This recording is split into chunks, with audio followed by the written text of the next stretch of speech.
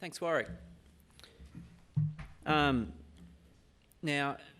having run conferences quite a bit with the Australian Farm Institute, I always hate speakers that turn up in the morning sort of with their presentation last minute still claiming to make adjustments and all that sort of stuff.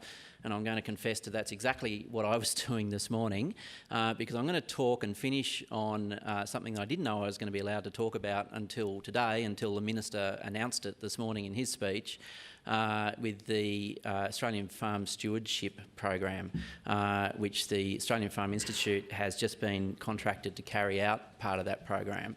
And I'm going to sort of talk about how, continuing a theme that's been evident through so many of the speakers today about how sustainability and stewardship flowing through consumer purchasing choices and consumer influence on a whole range of factors is going to have a very, very significant impact on the way that Australian agriculture moves towards a $100 billion industry.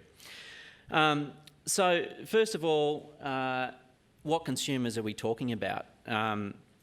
We've got exports and domestic, and within each of those we've got high value and commodity markets. And you would imagine that for each of those segments, there's probably different strategy, different industry structures, value chains, and consumer purchasing decisions. And that is true. That is absolutely true. But there's a mega trend that flows over all of those consumer segments. And even in the commodity market, which due to just the sheer growth, which, I don't need to tell that story, it's been talked about for many years now in terms of one of the fundamental drivers for growth for agriculture.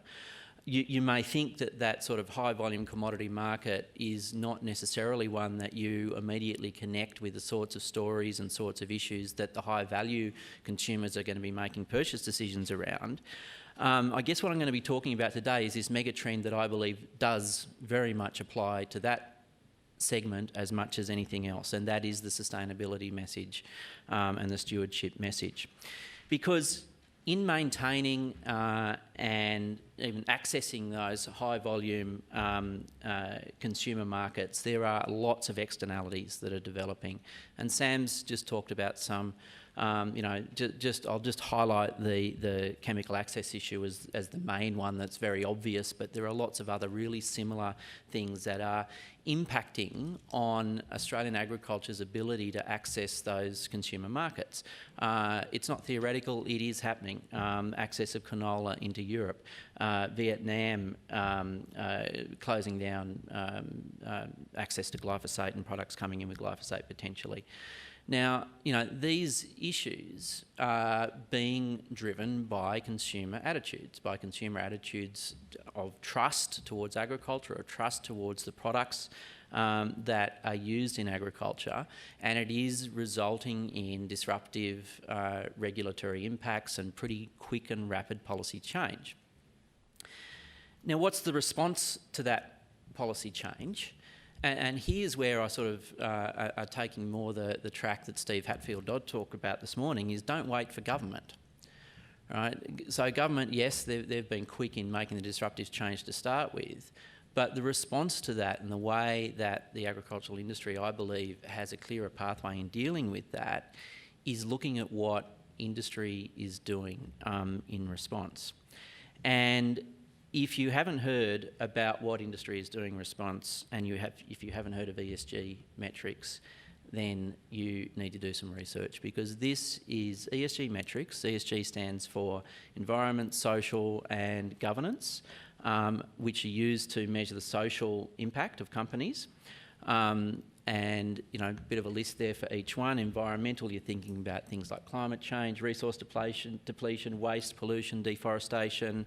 You're getting into lots of social issues like human rights, slavery, child labour, conditions, employee relations, and governance issues as well. It's a really broad sweep of issues now that are being reported on by virtually every company. If you go and look at the annual report of any public company, it would be highly unusual for them now not to be at least referring to their ESG performance, if not having very detailed measurements of their performance against those metrics. And this, particularly applies to the finance sector. I can see we've got a few people from the banks in the room. Go and talk to them about their responsibility and their fiduciary duty now to report against ESG metrics in terms of their social impact. And the impact that that's having on the ag community in accessing those high volume consumer markets is that they are the organisations that are supplying the capital. They are the organisations that are supplying the insurance. They are the organisations, the big global food companies like, Mendeley and Mars and Nestle that are running the supply chains that are getting into those countries. And all of those organisations now have a clear and present and urgent need to report against these metrics to show how they're mitigating climate risk, just as one example out of all those ESG requirements. So, there's a lot of demonstration now about the impact that's happening, that it's having. ESG performance is correlated with better performance of companies. The ESG indexes now, you can get indexes of companies that have strong ESG performance are performing better than the standard stock market indexes. Fund managers, when they're surveyed about what's the most important thing you look at in terms of, investors, when you look at what fund you're going to invest in. It's a big change in perception around that. They're looking for environmental, social and governance improvement and performance. That's a graph of the number of companies that have signed up to the United Nations Principle for Responsible Investment. There is now $86 trillion globally in funds under management with companies that have signed up to those United Nations principles. So, it is most of, it is a very significant amount of capital in the world now that is being administered through these principles and looking to be applied against sustainability metrics. So how does AusAg respond to that? How do we participate in that environment where the pay to play is based on demonstrating your sustainability credentials? We do that through sustainability frameworks. Now, there is already significant development in many of the sectors, and I've just got three there as an example, but I know a lot of other sectors are working on them as well, in developing sector-specific sustainability frameworks.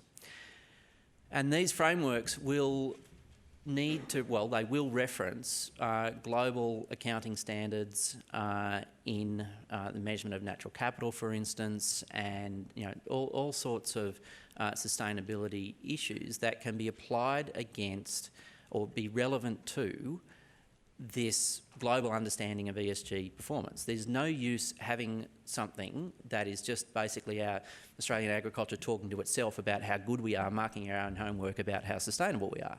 Anything that we do, the whole point of improving sustainability to access these global consumer markets has to be globally relevant. It has to refer to and be compliant with global accounting standards so that capital can flow into these industries where it is appropriate. So that's the sectoral basis of what's going on. But beyond that, and what's really important for the whole of Australian agriculture, is that we need to go beyond that legacy statement that we are clean and green. And it is becoming a legacy statement. We cannot just go out there and say that we're clean and green. It's not good enough anymore. We have to demonstrate that we're clean and green. And again, we've got to demonstrate in a way that is relevant to where the capital is coming from, where the insurance is coming from, where industry is driving the requirement for sustainability performance. So as the Minister announced this morning, in December of last year, the National Farmers Federation was contracted by the department to lead the development and pilot a farm biodiversity certification scheme. The activities, so it's going to take place over a few years. The first phase, which is what the Australian Farm Institute has been contracted to do, is just doing the research on existing certification and verification standards and schemes, and best practices internationally and domestically.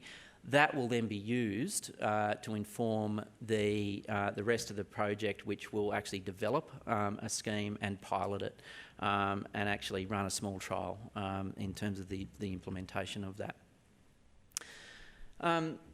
Oops, sorry, I missed a couple of dot points there.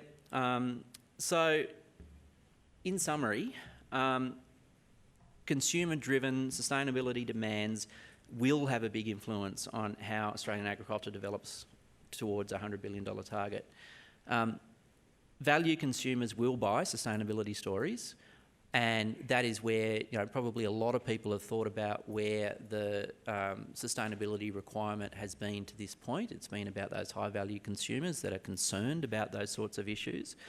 But hopefully what I've really tried to impress here is that demonstration of those same sustainability issues will be increasingly needed just to access the volume consumers, to enter trade agreements. That's one of the things why the Australian government has funded this biodiversity certification scheme, is that they can go out to the rest of the world and negotiate trade agreements on the basis that, yes, we can demonstrate our sustainability.